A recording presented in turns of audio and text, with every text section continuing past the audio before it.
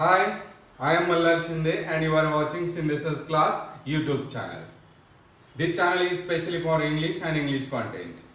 Friends, today we are going to discuss about parts of speech and especially one of them, and it is noun. Friends, what is mean by parts of speech? In Marathi, we say शब्दांच्या जाती. So parts means some bits of language. Speech means language. Speech means sentences. Speech means reading content. Speech means writing content. Speech means whatever speak with you, your friend, whatever converse with your teachers. These all things included in the speech. Means in other word, we say these are collection of words. Also, these are meaningful collection of words. And we divided these words. We divided these words into various parts. That's why we say parts of speech. Means speech has or language has some parts. And what are these parts? These parts are 8 type of parts. So first part is noun. And how can we divided them? Because of their usage and their work. Because of their work in the sentence. Because of their usage in the sentence. That's why we divided these words into various parts. And I can say, and you know very well, these are 8 parts. Now, I wrote here these 8 parts.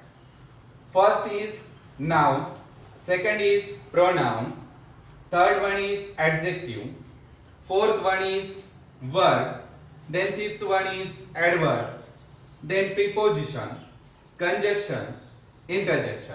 In Marathi we say शब्दांच्या जाती, आणि शब्दांच्या जाती आहेत 8. त्यापैकी पहिली जे शब्दांची जात किंवा वर्ग आहे त्याला वर्ग म्हणूया आपण. तर नाउन आहे. नाउनला आपण मराठीमध्ये नाम किंवा नाव म्हणतो. त्यानंतर प्रोनाउन आहे. प्रोनाउनला आपण सर्वनाम असं म्हणतो. ऍडजेक्टिव्ह आहे. ऍडजेक्टिव्ह मीन्स विशेषण. विशेषण म्हणतो आपण त्याला मराठीमध्ये. Then verb. वर्ब मीन्स क्रियापद. Then adverb. ऍडवर्ब मीन्स क्रिया विशेषण अव्यय. तो अव्ययच असतो. Then preposition. प्रिपोजिशन मीन्स शब्दयोगी अव्यय. Then conjunction. Conjunction means उभयान्वी अव्यय. Then interjection.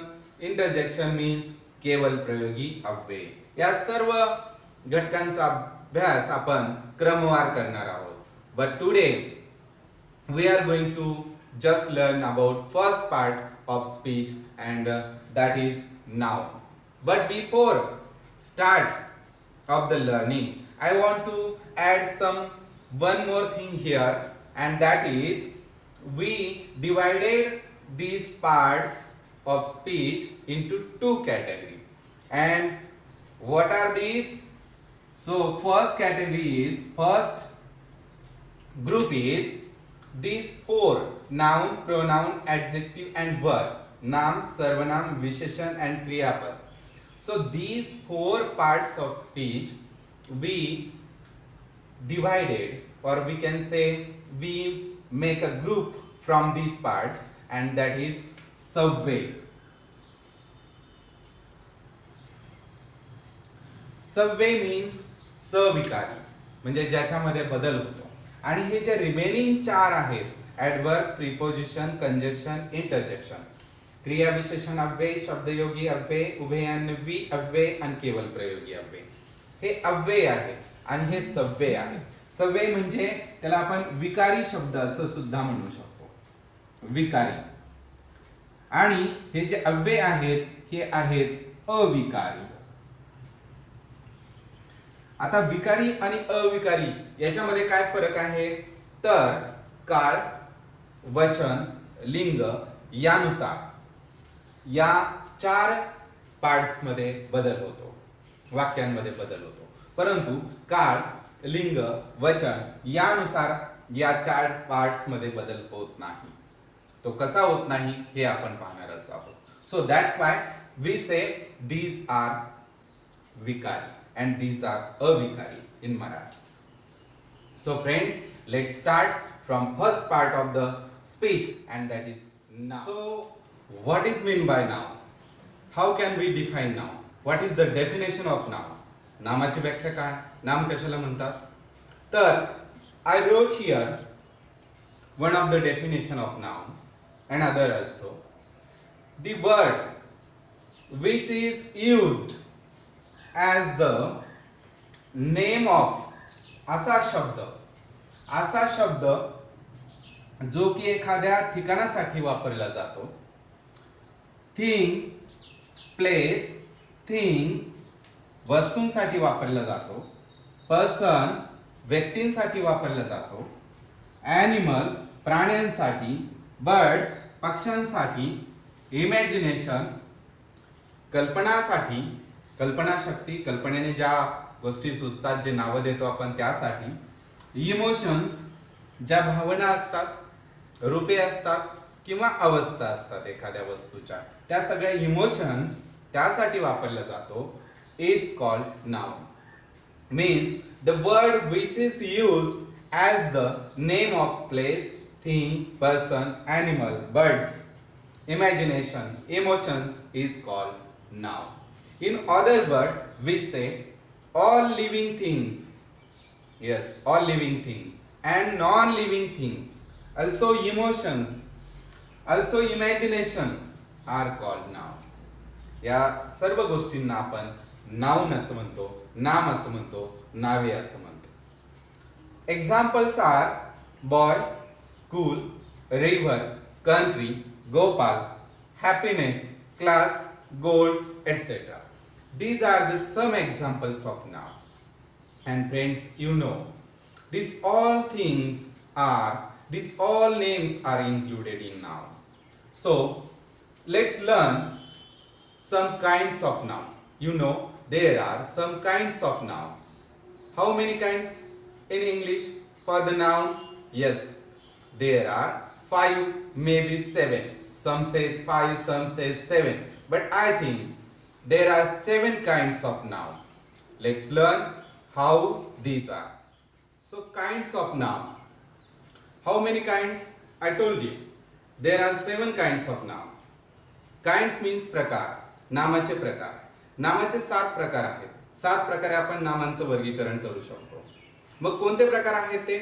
So these are common noun, proper noun, collective noun, material noun, abstract noun, countable noun and uncountable noun.